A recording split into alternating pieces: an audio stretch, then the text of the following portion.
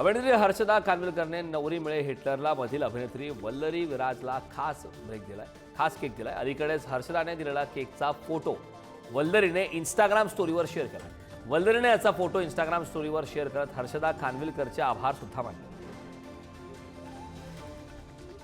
अभिनेता रणवीर कपूरला होळी खेळायला भीती वाटायची असं म्हणत त्याने खास किस्सा शेअर केलाय। राज कपूर यांच्या 100व्या जयंतीनिमित्त कपूर कुटुंबाच्या होळीविषयी रणवीरने खुलासा केलाय। सर्वजण वेगवेगळ्या रंगात न्हाऊन निघायचे, हे सर्व वातावरण बघून मला मात्र भीती वाटायची असं रणवीरने सांगितलं। किंग खानच्या देवदासमुळे 2001 मध्ये मुंबईत शेकडो लग्न थांबवावी लागली होती। या सिनेमाच्या सेटसाठी मुंबई उपलब्ध असलेले सर्व जनरेटर वापरले, त्यामुळे लग्नात वापरण्यासाठी जनरेटर्स नव्हते। या चित्रपटाचे सिनेमॅटोग्राफर विनोद प्रधान यांनी अलीकडेच देवदास बद्दलचा एक किस्सा सांगितला।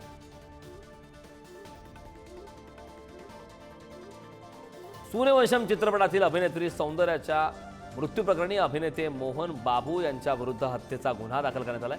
चिटिल्लू नावाच्या व्यक्तीने मोहन बाबूंवर हल्ला केला, आरोप केला। मालमत्तेच्या वारातून सौंदर्याची हत्या केल्याचा आरोप त्यांनी केला।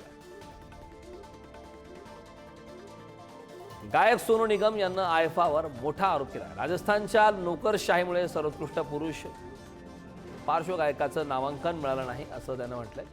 तर इंस्टाग्राम पोस्टमध्ये म्हटलंय, यापूर्वी देखील सोनूनं राजस्थानच्या मुख्यमंत्र्यांची नाव न घेता टीका केली। अभिनेत्री नोरा फतेहीनं तिच्या गाण्यांबाबत एक मोठा खुलासा केला। पुढील चित्रपटाचं आश्वासन देऊन अनेक दिग्दर्शकांनी मोफत गाणी शूट करून घेतल्याचं नोरा म्हणाली। थोडं असं देखील तिने तिच्या वक्तव्यात म्हटलं।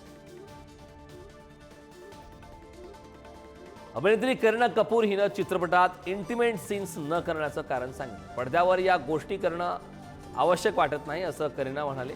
तसंच भारतात पाश्चिमात्य देशात इतके खुले विचार नाहीत असं देखील करीनाने यावेळी म्हटलंय।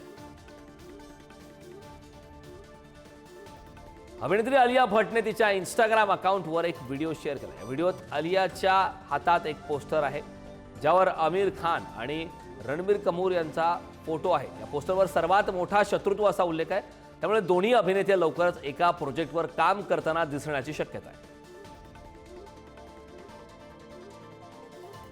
बिग बी म्हणजे महानायक अमिताभ बच्चन तुफान लोकप्रिय शो कौन बनेगा करोडपती सोडण्याच्या तयारीत आहेत। भारदस्त आवाज आणि अफलातून सूत्रसंचालनामुळे या शोचे अविभाज्य भाग बनले। मात्र आता 24 वर्षांनंतर बिग बी हा शो सोडण्याचा तयारीत आहेत आणि त्यांची जागा घेण्यासाठी नव्या होस्टचा शोध सुरू आहे। बॉलिवूड अभिनेता शाहरुख खान पुन्हा एकदा अडचणीत आला। मन्नतच्या त्याच्या बंगल्याच्या नूतनीकरणासाठी CRZची परवानगी घेतली नसल्याचा दावा हा सामाजिक कार्यकर्ते संतोष दौंडकर यांनी केलाय। बंगालच्या जागतिक वारसा यंदाच्या यादीच्या ग्रेड 3 मध्ये समावेश असल्याचं सुद्धा यावेळी त्यांनी म्हटलं।